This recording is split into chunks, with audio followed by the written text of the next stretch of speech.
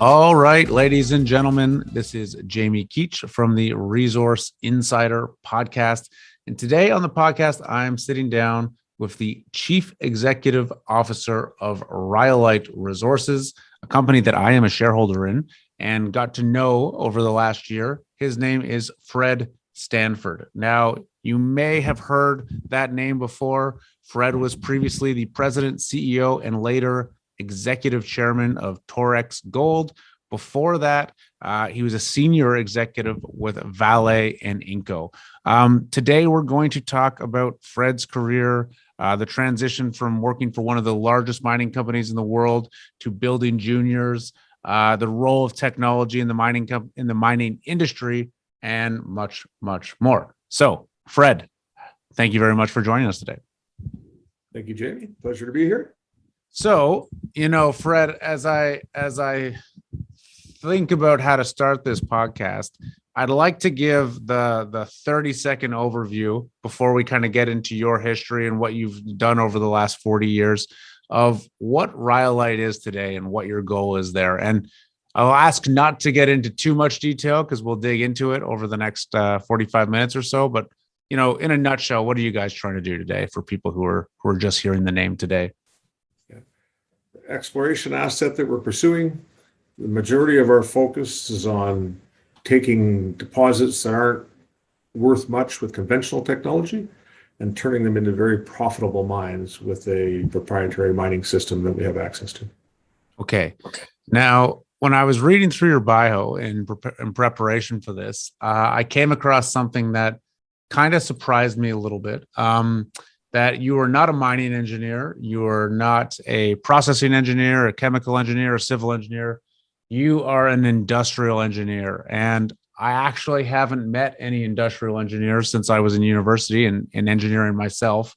And I think it's a sub-discipline of engineering that, the general public probably hasn't heard before and doesn't know a lot about. And, I think it's interesting because, from what I know of industrial engineering, it's potentially the most perfectly suited discipline for actually building and operating mines. And could you give people an idea of what industrial engineers actually do, what they learn about, and what the focus of that profession is in general? Yes, thank you. Industrial engineers are often called efficiency engineers. They look for ways to make processes work better, systems to work better. And I agree with you. It's an almost classic, like to actually operate a mine. An industrial engineering degree, I believe, is far better than a mining engineering degree, because in industrial engineering, you're taught to think in terms of systems and how systems integrate to make things more efficient. And a mine really is a whole collection of systems. And if you think through how they integrate, you can remove all sorts of innovations, which in many ways is what the Makai mining system does. It takes all of the systems of the mine and is willing to sub-optimize one in order to optimize the system as a whole. And so, it's an interesting point you made because, a mining engineering degree it's kind of like a little bit industrial engineering, a little bit geology, a little bit civil engineering, a little bit chemical engineering, and you're kind of a jack of all trades of the mining world. But, the skill sets required to find a mine, to build a mine, and to operate a mine are all kind of very, very different skill sets, in my opinion. And, you've spent a career doing almost all of those things. And it's very unusual to see someone that's kind of jumped from role to role and different in such a broad trajectory in this world. And could you give us a little bit of an idea of where you started and then how you kind of got from there to here? What's actually interesting, when I looked at engineering, I liked chemical, I liked mining, and I liked industrial. And I wound up in industrial, and then I spent my entire career running mines and chemical plants. And the only reason I wound up in mining is because when I graduated in 1981, I really, really liked designing and building software systems. And when I graduated, I wanted one of my own, a project. I didn't want a piece of somebody else's. And Inco gave me that. They were really excited about these new mini computers, and they wanted them in their minds. And they gave me a project to do that. And I did. I wrote the first online timekeeping systems, bought the computers, got everything installed, trained the miners, and had an absolute blast doing it. But then So decided you didn't have an actual plan to go into mining specifically. It was just happened to be a mining company that kind of gave you the role that you wanted. Am I understanding that correctly? exactly what it was. Okay. Right? Matter of fact, I had a plan not to go into mining because I didn't really want to live in mining camps. Fair enough. Yeah. Part of the reason I didn't take it. But Inco gave me a really interesting job. And after 2 years of that, I decided that I wanted to be president of Inco. And I laid out a 20-year career plan of everything I thought I needed to know to be a good president. I didn't know how to run a mine. I didn't know how to run the surface plants. I had to know how to do labor relations, safety, environmental protections, all of that stuff. I sort of laid out a plan and then got myself a job as a mine foreman underground. Okay, so I was probably 23, 24 years old. And down I went to figure out how to operate a mine, how to work with the miners, how to understand what they needed, and then sort of worked my way up through. I think I was running Inco's biggest mine before my 30th birthday, and then went on to run the mill and parts of the smelter and the railroads and safety and HR, and went through that process. And it took me 21 years to make the president's role. So I missed by a year, but there was a couple strikes in there, so not too bad. It's not so bad. So, that's okay. What made you have the transition from, essentially, implementing these computer systems and wanting to write code to wanting to run a mining company? Was it just because you were in a mining environment and you had a desire to like get to the top of that, or was there something else particularly about it that was? Yeah, it wasn't. I wouldn't say at that stage it was particularly mining. Yeah, but I had been working a couple of years with the foreman, and seeing what they did and being underground with them, and it was quite fascinatingly complex. The things that they were juggling and managing in order to get that production up the shaft every day, and that in itself was challenging and interesting. And I had friends by then, lots of friends that were involved as mining engineers more directly than I was. And I was actually situated for my computer project at a mine. And I assume this was one of the large Inco mines in Sudbury. Is that correct? It was Stobie at that time. Yeah. So, there's a question I have that I don't actually have an answer to or have any idea, but what percentage of major mining company CEOs would you say are engineers or technical people that have actually gone through a process like that of actually working at various mines, operating mines, et cetera, sort of starting, boots on the ground and working into an executive level? Now, it used to be quite common. Yeah. I would say now it's somewhere between 0 and a very small number. Is it 10%? There's a lot more financial people, legal people involved now. Sometimes marketing people that went that way. I think the market kind of vacillates. Sometimes they want operators, sometimes they want financial people. I think perhaps we're heading back into a stage where the operators are back in favor. Why do you think that is? I think it's, you're seeing capital blowouts, you're seeing projects that don't work the way they're expected to. You're seeing increasingly complex operations as they get deeper and lower grades, where operating efficiency is ever more important. Something you experienced at Inco, I assume, over the course of your tenure there, was the acquisition by Vale, one of the world's biggest mining companies, a Brazilian miner. When was that? Was that in 2004, 2005-ish? Am I getting that right? I was in university when it happened. Yeah, I thought that was six, yeah. Maybe late 5. So, explain to me that, because, Vale, as I understand it, especially at the time, the reputation is they were one of the largest iron ore miners, particularly in the world. They purchase Inco, which stands for the International Nickel Company, which I'm not sure everyone knows that. I would say the world's leading nickel company. Nickel's a much more complex commodity to mine than iron ore, right? I mean, so many iron ore mines are almost an earth moving exercise, whereas nickel is so complicated, sometimes geologically, but certainly metallurgically. How was that how was the process of integrating that company into a foreign sort of super miner? So in the time, I basically went into the president's role in Sudbury shortly after they took over. Mm-hmm. And during my tenure, most of the involvement happened, more at the corporate level in Toronto than at the operating level.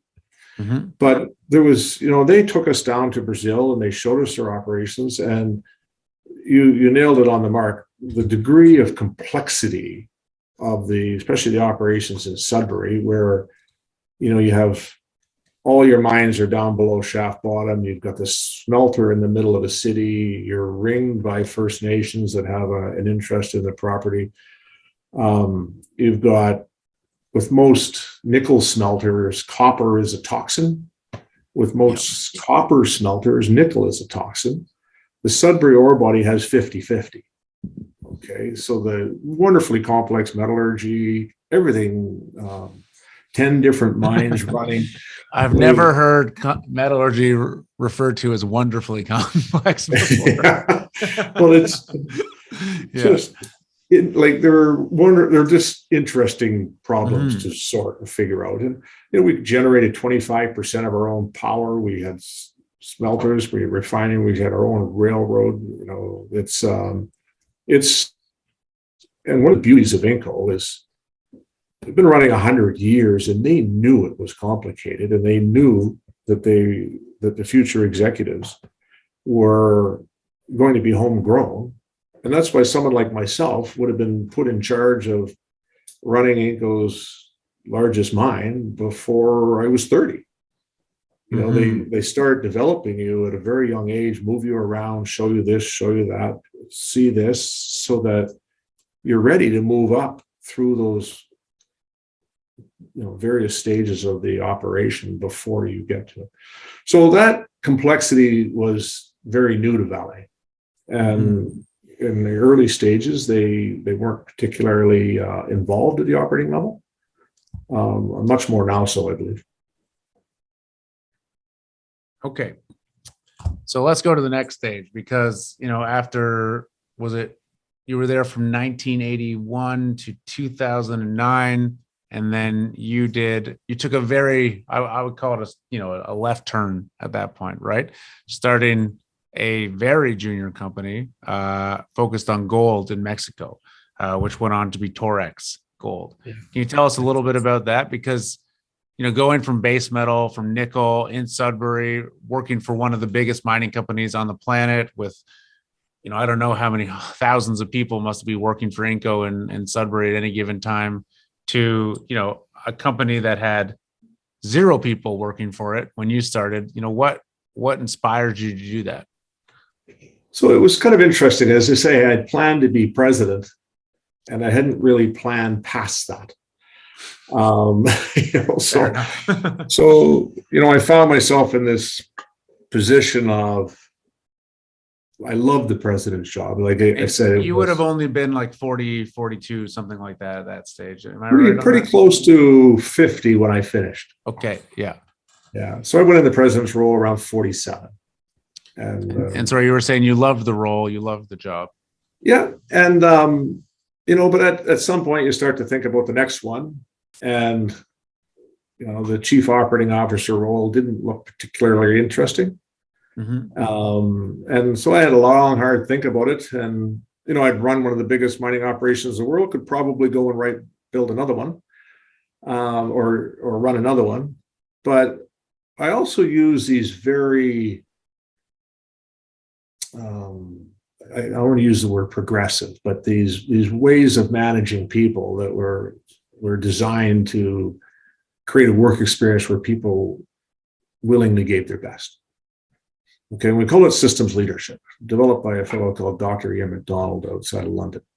And it's an absolutely brilliant way to create organizations and lead teams. So I decided I really wanted, but I had tried to implement it in a large company. When you have some of your culture is, it's built out of double welded box beam girders, like it's hard to change it.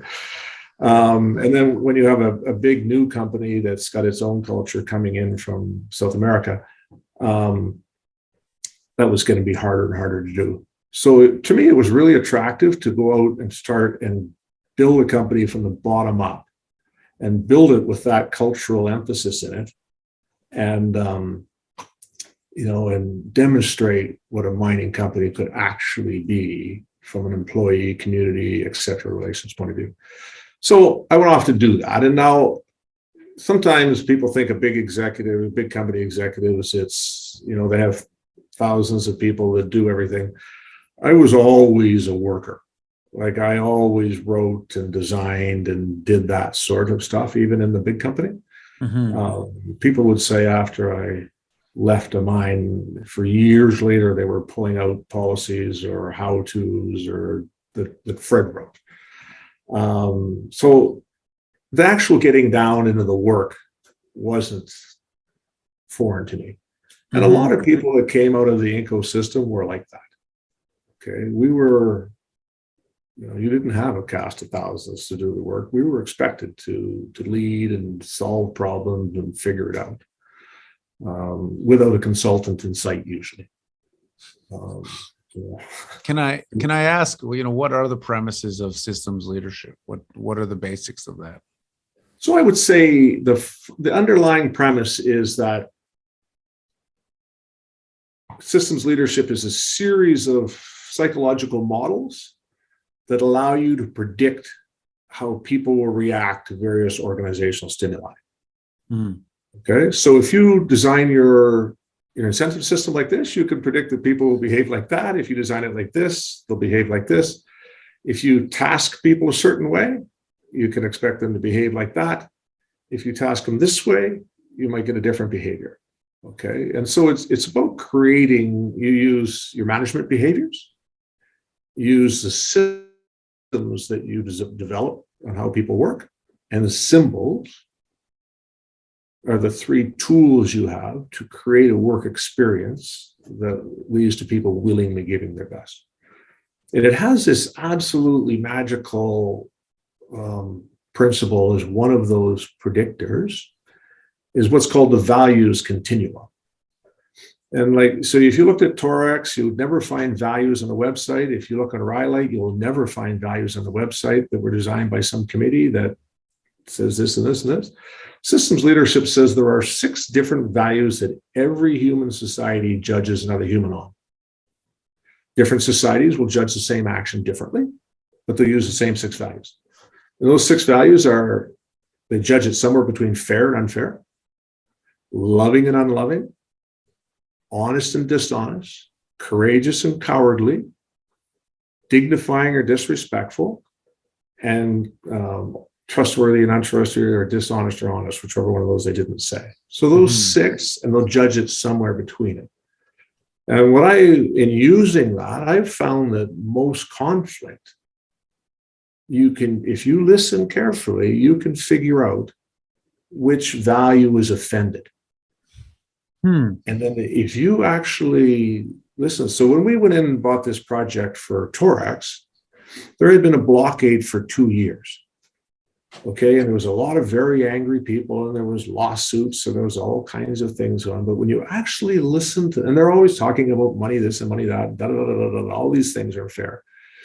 But the fundamental, when you listen underneath it, there was the value that was offended was fairness. And there was 3 different ejido groups, and 2 had been treated one way, and then there had been a change in management in the previous company. And so the agreement negotiated with the 3rd one was different than these 2. And So who felt they got the better deal, the first two or the second or the the first third? two. Okay. And so the third one was blockading. And so when we went in to listen, and we listened through the values continuum on how it mattered in their culture, and once we dealt with the fairness issue, we literally solved the blockade in 3 meetings. Because And how long had this? You bought this company from a major. You brought this project from a major miner. How long had they been doing this for? 3 years? Did you say? it was 2 years. 2 years. Okay. And we had some advantages. Is that the anger that had built up wasn't for us, and we couldn't speak to the past and didn't need to. We could speak to the future. But that values continua and listening for which value is offended will often get you to the root cause of a dispute. And so once you identified fairness as the value that was offended, how did you go about addressing that? Does the systems leadership have a route to do that, or did you just simply give them the same offer as the other two got? How did that work? At the end of the day, the solution was as simple as you say.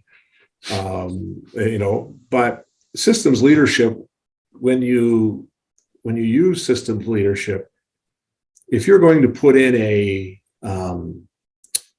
new policy or something, you look at the different cultures in your organization and you say, how will they receive that? Mm-hmm. Will it land as fair? Will it land as loving? Okay. Will it land as dignifying? And so let's say when we put in our recruitment and selection processes around the community, and we had 2,000 jobs and 7,000 people. So, but when someone came in, our system for recruitment and hiring was designed to enhance the dignity of the person coming in. That was considered in the design. So you would never have somebody in our HR department say, sorry, we don't have any jobs. Okay, which might well be true. You would say, listen, we don't have any jobs right now, but this is coming up. And if we look at your skill set and what that job requires, if you spent the next 3 months, it's going to come up to 3 months. And if you worked on this at home and that at home, and we can help you here and we can help you there, you would be in a much better position to be qualified for that when the time comes. So when you look at the values continuum, that lands, it's loving. It enhances their dignity for sure. Feels fair. So it lands on the left side. So you can design your systems so they land on the positive side. And then the symbols of the company, how we behave in the community. Okay. Like when we started that project, this is a community with no experience in dealing with a major industrial company. So when, fairly modest levels of education. And so we made a computer video of what we were going to do to their mountain. We're going to take the top off and we're going to put it over here. And then we're going to put our tailings here. They're quite close to your river. And this is how we're going to protect against that. So we made this computer generated video, and then we went in every home. And we presented to them in their house. And so the shy ones could ask questions. So every family got a one-on-one presentation from someone from your team. So that yep. Okay. So when the government came for their mandated public consultation and they set up the big tent, okay, and public consultation, nobody came. They'd already been consulted. They'd already been consulted. They knew. Yeah. And we built trust by doing that. So how you do things is influenced by what systems leadership tells you. So it's ESG at a very fundamental level of how you build trust and when most mines do a wonderful job of protecting people's water and protecting people's children. That's what really, really matters. But occasionally things go wrong. And they know that. So when they're looking, they have to say, can we trust you? I'm not trusting some company. I'm trusting you to not damage my water. And telling me all these wonderful things is one thing. Can I trust you? Is what it comes down to. They don't trust companies, they trust people. I'm sort of scratching my own itch here. We're getting into the weeds a little bit, but I'm going to do it anyways. When you're okay, you had this idea, systems leadership at Torex. Did you hire people that you felt for the executive team, for the management team, et cetera, and on down, that this idea resonated with from the get-go or had experience in this? Or did you train that system into all new employees as well? So it turned out, I thought I was going to be starting with a clean sheet of paper and I could build this company. Yeah. And it turns out you don't get a clean sheet of paper because everybody comes with their own baggage, okay, with their own systems, their own models. But we very carefully selected the people that, we thought were attuned to this model. And I think we were very successful. We had a couple that, we had to make some adjustments. But Ann Stephen, I hired on the HR side, and she's now going to join us here at Rhyolite on Monday. She's totally in tune, had been trained and developed that. And, she and I were, partners in developing the culture all the way along. And I would say, for the most part, some people have been known to say that, our employees were always our very best recruiters. Because when we were recruiting, and it's difficult recruiting, they always know somebody that works there. And then they always phone them. And, people say, yeah, it's a wonderful place. And some people say, I've been actually ruined from working anywhere else. Because, once we had very few meetings. People were very clear on what their roles were and what their authority was. And then they just get on with it. There was no shared accountability. An individual was accountable for that. It wasn't their authorities to question all were very clear. It's some people that are like Tom Palmer at Newmont. His father was one of the developers of this system. And Tom is very schooled in it and has been extraordinarily successful. And some people have used a lot of say it's almost like cheating. Leading is supposed to be hard, and it isn't actually that hard if you set it up right. It's a marvelous system. So was it a painful transition at all, going from, a multi-billion dollar company with, almost an infinite amount of resources and employees and teams to, a fresh start? And the reason I ask is because it's almost like a cliche in the junior mining space of executives from a major company coming in and trying their hand at a junior and kind of getting blown out of the water by not understanding a lot of the complexities of that or the differences in those two spaces. And then you went on to turn Torex into a plus $3 billion company. Obviously that didn't impact you, but was it a steep learning curve or was it a smooth transition? I would say it was relatively smooth. My first challenge was we raised, $225 million, and I had $225 million in a bank account, absolutely no idea how to get it out.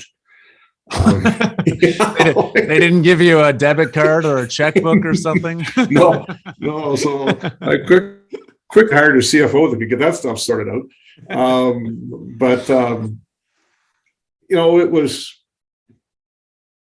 There was a whole bunch of us that figured it out together. And, none of us were too proud to listen. And, I learned very quickly that in the majors, especially Inco, we were trained.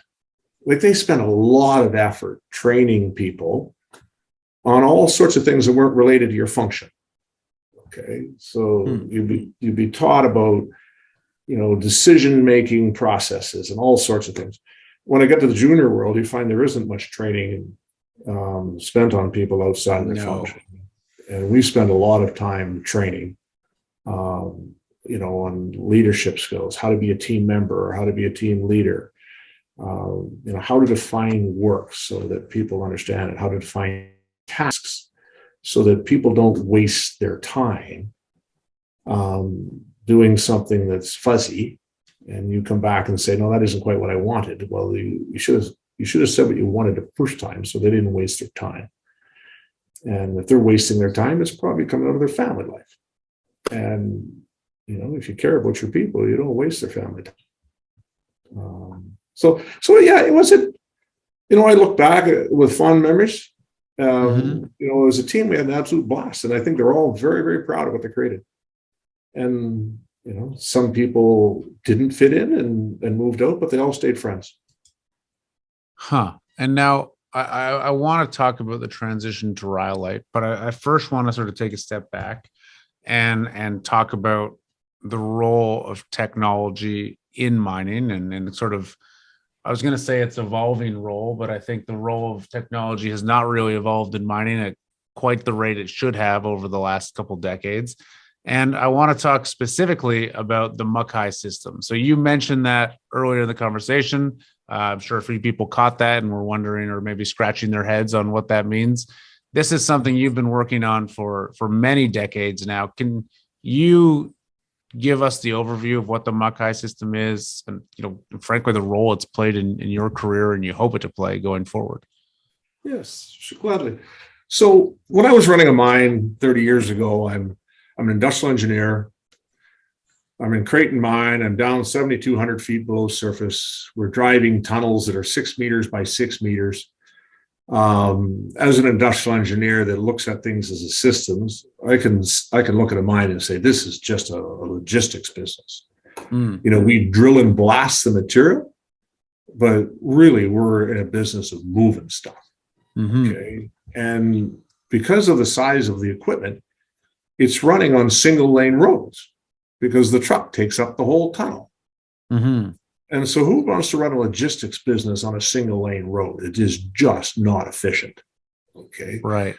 And for people who've never been in an underground mine, you've got these tunnels with little bays in them, right? That the machinery can kind of pull into. But often what happens, it's two guys meeting in a tunnel. One of them's backing up, pulling into the bay. And it's a system not known for its efficiency, really. And, you can tell which one's going to back up. It's always the smallest one. But it's very Darwinian pecking order down there, I guess. But so what that means is you don't know when your supplies are going to get there. Yeah. Okay. So that means you have to have supply storage areas close to the workplaces, which then means you have to bring them down. You have to unload them in a supply storage area. And then somebody has to come and get them and move them when they need them. There's wastage, there's spoilage, there's all that sort of stuff happens. Okay. And time wasted. Automobile plants do just-in-time delivery. Okay. That's just a system. It comes off, gets delivered on the floor, gets used. They don't use warehouses anymore. They used to, they don't anymore. But with a logistics system, the way we had it, you didn't have that ability to predict when stuff was going to come. So you didn't. You inventoried. Inventory costs money. Okay. Every time you put it down and pick it up again, doesn't matter what it is, whether it's supplies, whether it's ore, whether it's waste, it's inefficient.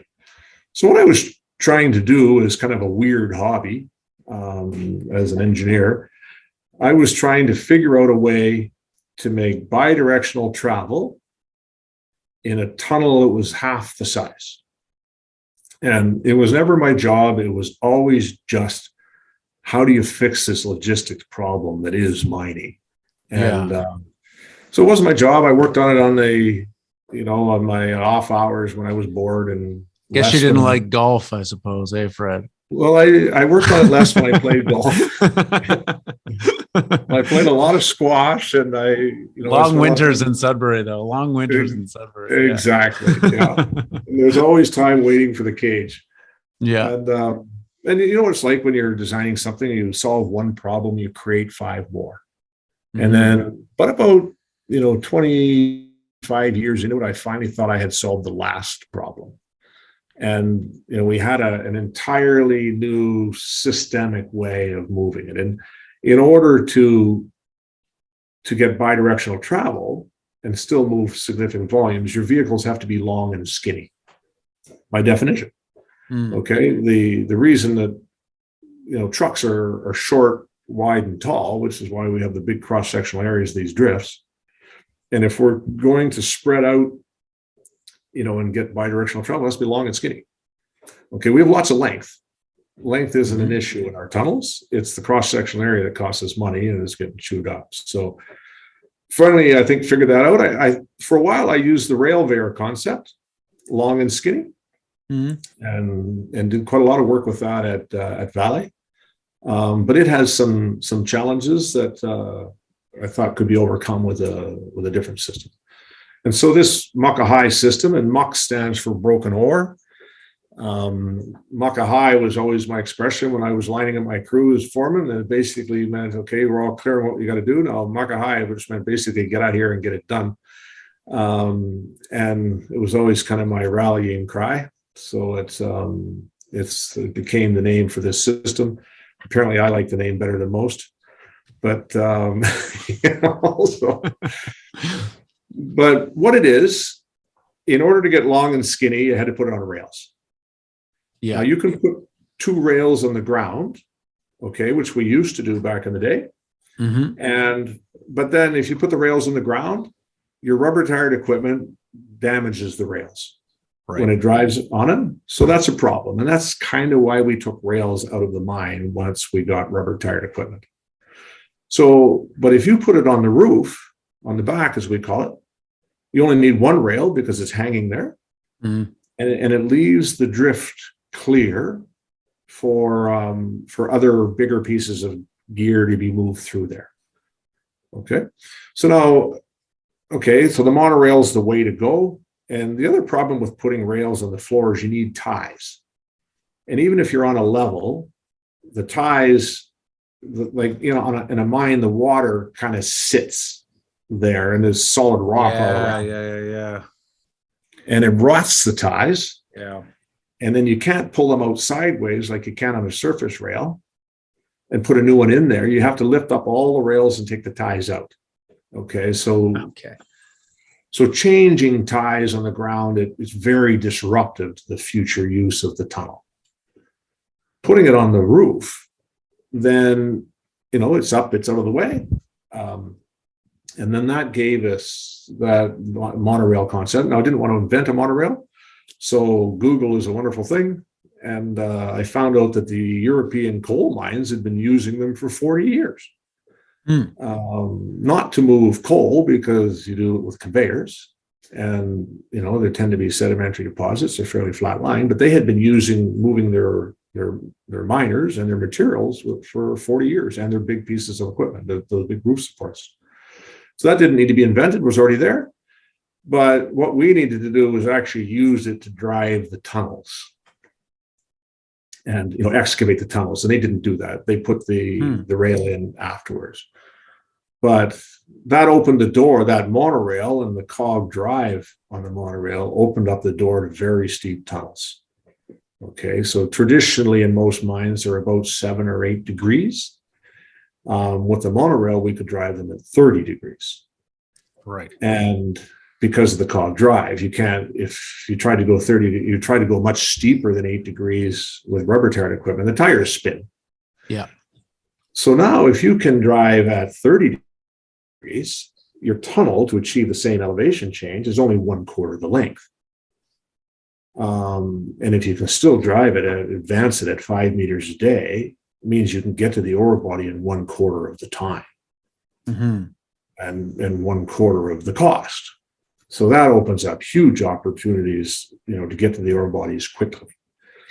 And now on the monorails, it's because it's on rails and because it's cog driven, it's easy to automate. Okay. And that takes us back to your technology question.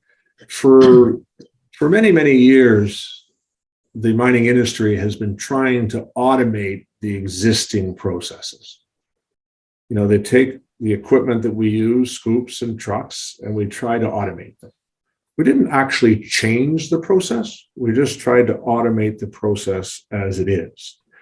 And then, as an industrial engineer would look at it, say, okay, how do we change the process? How do we optimize this one, sub-optimize that to make it work? So this case, we can automate this steep, we've changed the process. It's now 30-degree inclines that we can put in if we want to. It's long and skinny. We have bi-directional traffic in the same drift, a separate spot off to the side for people to walk out of the way. We can automate now because we don't need to steer. And that's been the trouble with the rubber tired equipment. Trying to automate it is the steering. GPS doesn't come through the rock. Mm-hmm. So how do you know where that piece of equipment is? And the equipment is hard, the rock is hard, the people are soft. And so if the equipment and the rock and the people are in the same place, same time, never good for the people. Yeah. And that's been the challenge in automating, is how do you automate it in a way that people can still get in there? So with the monorail, we can automate, okay, because you don't steer it. The people walk over here, the train goes over here, a train can't go off the track and jump like a train can on the ground.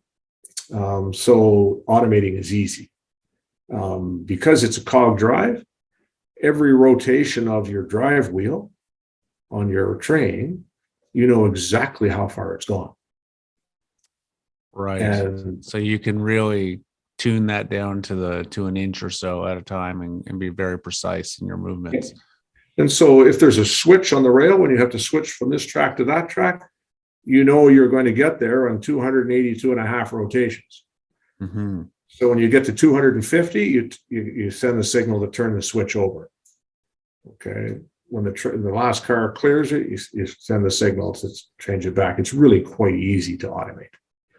Mm-hmm. And so that helps.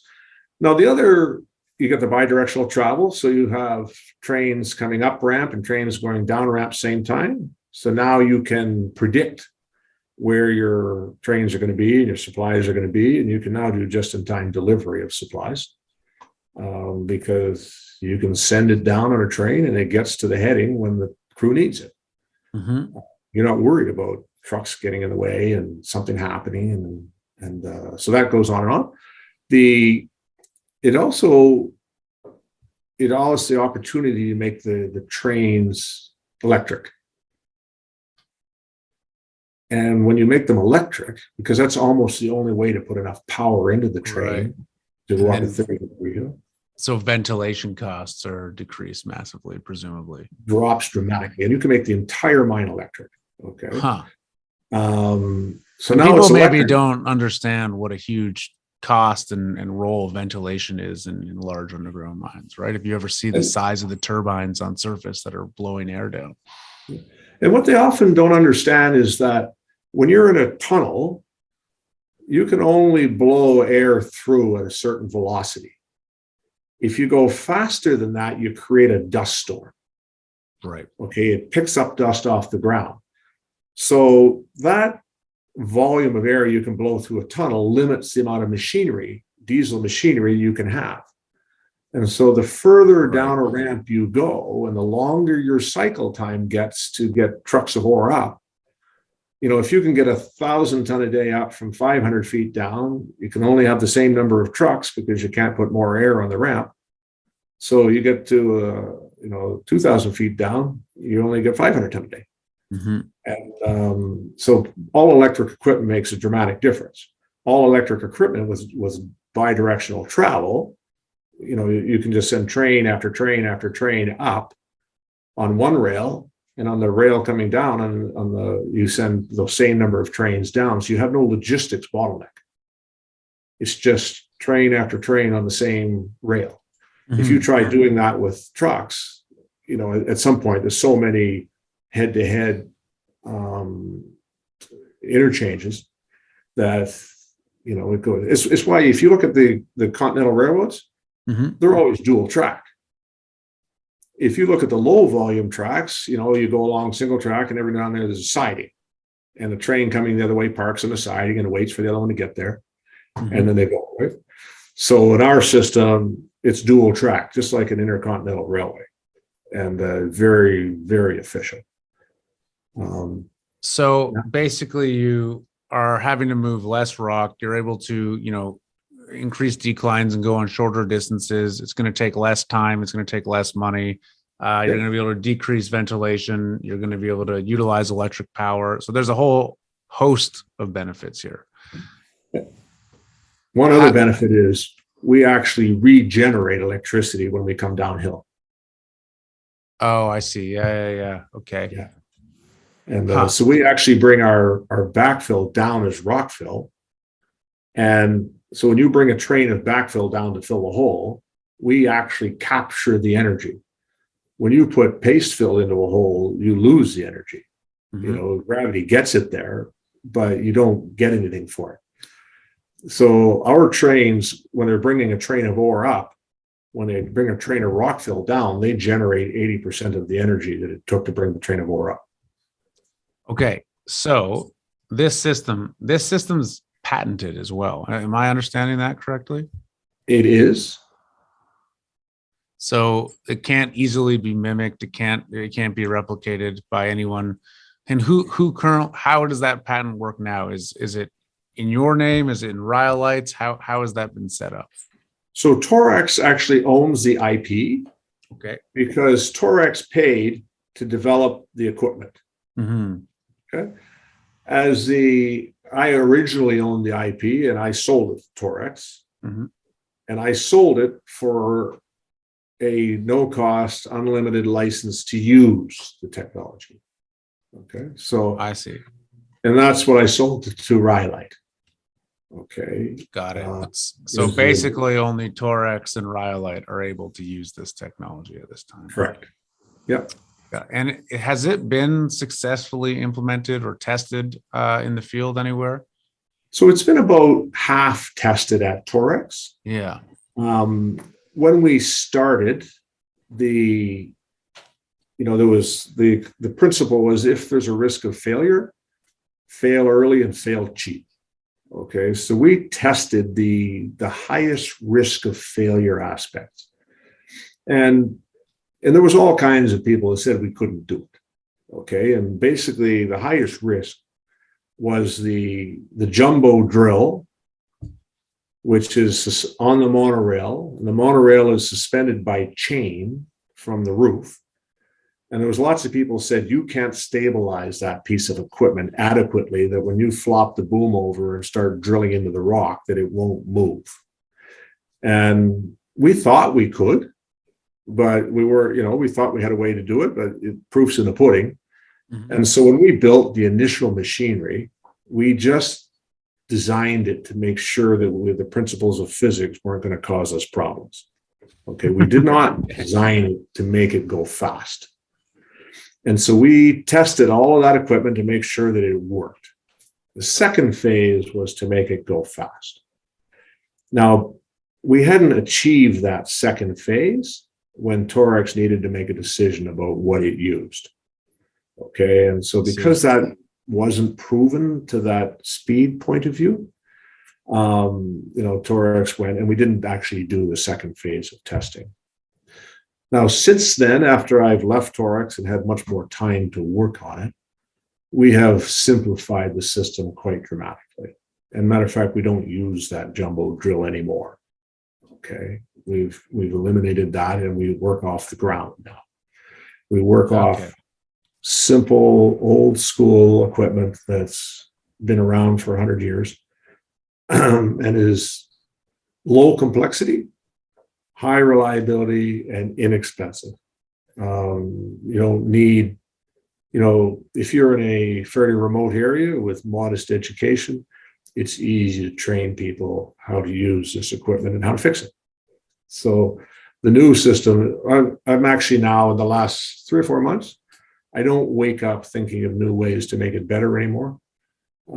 It's as good as it's going to get, in my opinion, after 30 years. Now it's all about the business prospects of how do we acquire the assets to move it forward.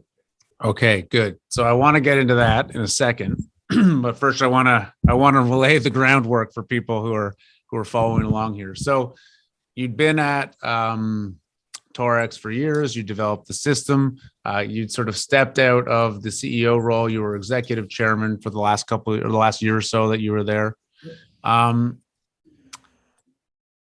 Explain to me how you ended up at Rhyolite. And for context here for people listening, I was already a shareholder of Rhyolite. I'd invested in a private company, a private exploration company that Rhyolite acquired assets in Suriname. And then, upon acquisition, I became a shareholder of Rhyolite, which I still am a significant shareholder today. And I was told, Jamie, sit tight. We're going to be bringing in a new CEO. He's going to be, has quite a track record, and he's going to be doing some very new and different things with the company.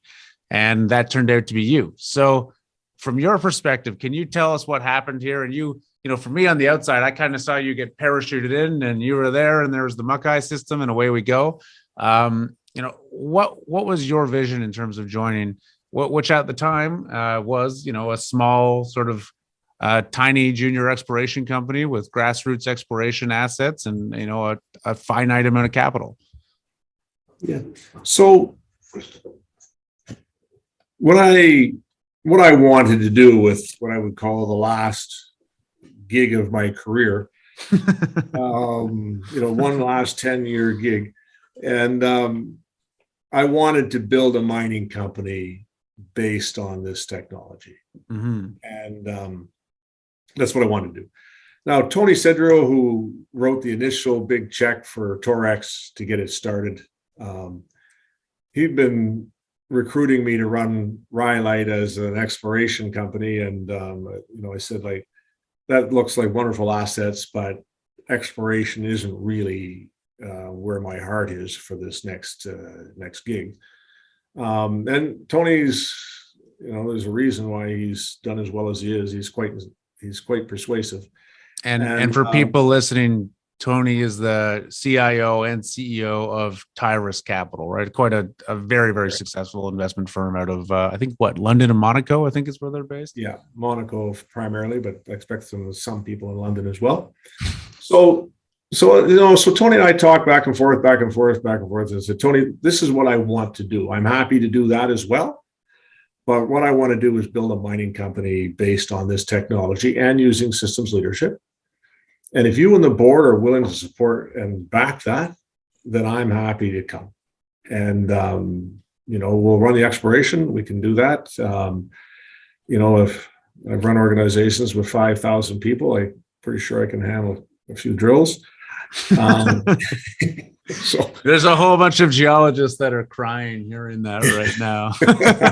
You're offending an entire profession. Yeah, and so I don't have to figure out where to drill, but the actual management of the drills, I'm sure we can manage that. There's geologists that will do all of that targeting and stuff. I'm good with that. So, but I want to build this company and with this. And if you're in to support that, and the board is in to support that, I've got a good track record with you. I respect you, trust you, and I'm in. So didn't have much capital, but there was a lot of folks with deep pockets, and they were very interested in the technology and its potential. So off we go. So I joined sometime in September. Mm-hmm. And we're actively working now. We've done a ton of work on evolving the final details of the system, and now we're searching for that first mine we can build. And you talked about technology earlier. Often the mining industry gets compared with the oil industry and how innovative they are with their drill holes, and I would say, I expect there's some truth in that, but they're going to drill a hole for $5 million, and that sounds like a lot of money. And if that hole doesn't work, that $5 million is lost. But if you build a mine for $1 billion and the most expensive component is $30 million, if that one piece doesn't work, the whole billion doesn't work. Right. Yeah. Yeah. Okay? And so, like, I expect oil companies aren't innovating at a hectic pace in their refineries. Drilling, I get it, but there's this inherent reluctance to put that risk. Okay, and everybody, when it comes to innovation in a big way, is in a race to be second. And here's sometimes where we miss having the CEOs that are detailed technical folks, because they can actually evaluate the risk of something failing. And like when we put in at Torex, we put in some very significant innovation. And one of them was that rope con. And I had investors, question me for 4 years before we built that about why are you putting in that rope con, and not, there was several very, very good reasons, but some of them being safety, but it was also economic, and it's worked like a charm. Okay, so and then this little gold company built the biggest tailings filtration, high pressure tailings filtration plant in the world. I think it's still the biggest. So way before the tailings dams failures, we had put in dry stack tailings on a 14,000 ton a day plant, where people said you can't do that. And you, when you say tailings dam failures, you mean ones that have been happening in Brazil and elsewhere, not at Torex, just for clarity. Torex has had no failures because it put in dry stack tailings. No, I know. I just wanted to clarify that for people who might not have the context there. Yeah. Thank you for that. It's, all I'm saying is we took some innovative risks, because the technical team and myself could say, yes, it's innovative, but it's not a risk. It's a very manageable risk. That rope con was the best conveyor I'd ever seen, and it's developed by ski lift people. If you've run on a Doppelmayr ski lift, they're the same people that built that conveyor. So we have a track record for innovating. So we innovate both on the social front with systems leadership. We innovate on the technical front, across a whole area of things. And I think that track record travels with the team as we do this one. And, we raised $18 million in December. And, it's people that trust us to get it right. Can you talk about who some of those investors were that came into that financing? I'm not sure if that's public or not. I'm not sure either, so I'll choose not to. They're big institutional names. Mm-hmm. Are they betting on the implementation of this technology and the advantage that's going to give you in going out and acquiring assets? That's exactly what they're betting on. Yeah, they're actually betting on us to completely change the industry. And that's what I want to talk about here as we kind of round out this conversation. And for me, this whole backstory, which, you and I've had a briefer version of this conversation in the past, but what I want to bring to listeners is the ability to mine things at a cheaper price allows you to mine things that cannot be mined by other people, which it allows you to buy assets that are for you assets, but are for other people not assets. They're just waste, right? Am I summarizing that well? And the advantage that potentially gives a company is pretty, it's pretty unheard of in the sector. Like everyone's kind of competing at an even playing field in the mining space, and the ability to transform uneconomic assets it's everything, really. Yeah.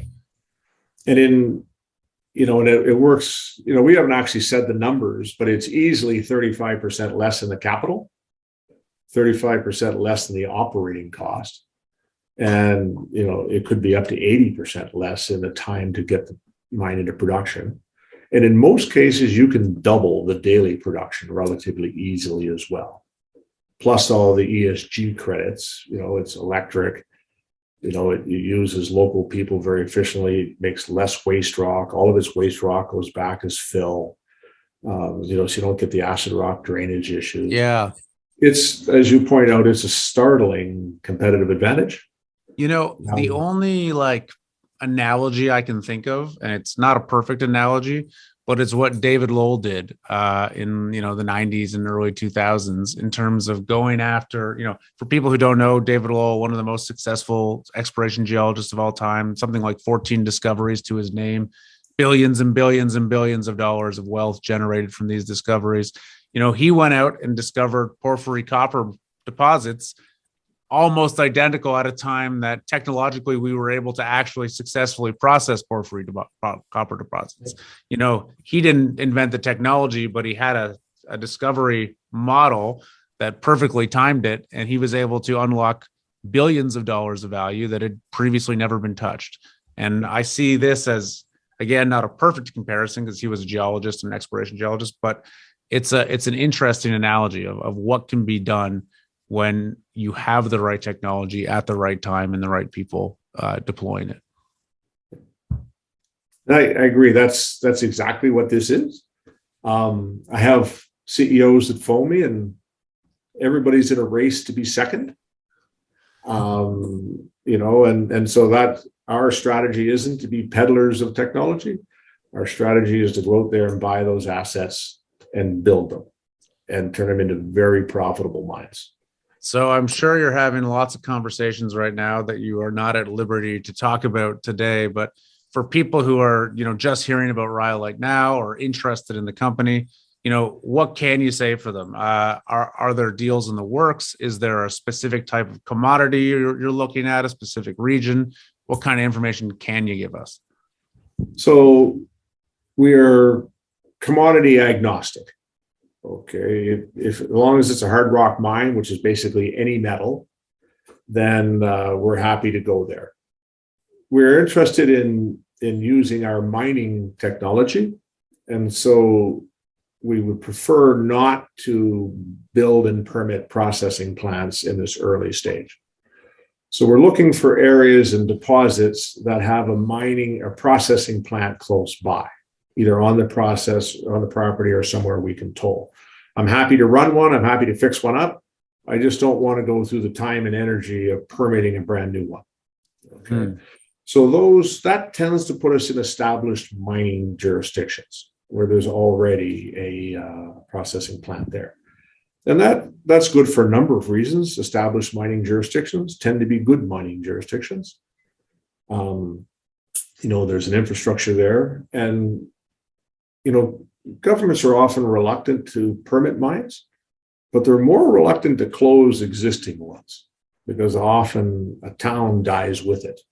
And if we can take deposits which tend to keep going to the center of the earth, but they get uneconomic to a certain point, if we can make those deposits economic and keep those mines producing, we don't have to create new mines. We don't have to disturb new areas. We have people that continue to have a job and a career and all those things. So it ticks a lot of boxes. And so right now we've designed 3 mines. We're working on the 4th for various people. And we are in discussions. Base metals would be one of the first ones we're looking at. And we've also looked at 2 other gold mines. And now it's just the discussions of how people want to proceed. And when you say you've designed 3 mines already, so what's the potential there that you could license the technology to existing operators, or that you could actually or you could acquire that asset from them and on some terms and operate it yourselves? And it really has all of those choices. Our preference is to either own or operate the asset. And if you looked at, say, Vale and Sudbury, which I'm very familiar with, all of its mines are below shaft bottom. It would work very well in all of those mines. I can't afford to buy Sudbury just yet. That would be a place if Vale was interested, where we would look at some sort of leasing, royalty, fee for dollars per ton, some other commercial arrangement. Our preference is to be able to buy assets that have no value. But of course, we can't be able to buy them all. So we won't limit the option of working with others. Okay. Is there anything I haven't touched on in terms of what you guys are doing at Rhyolite, plans, or that I should have asked? Anything?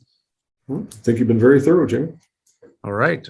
Well, Fred, I appreciate you taking the time to chat today. Very excited to be a shareholder of Rhyolite. Excited to see what you guys do over the coming year. Very much appreciate your time. Thanks for taking the time as well, Jimmy. And if people want to learn a bit more, they can check you guys out at Rhyolite Resources. I assume you guys have some contact information there. It's all on the website. And there's a 5-minute video on the website under the Makai mining system. That 5-minute video will give people a really good understanding of what it's about. All right. Ladies and gentlemen, that is Fred Stanford from Rhyolite Resources, rhyoliteresources.com. All right. That's it. Thanks a lot, Fred. Pleasure, Jim. Thank you.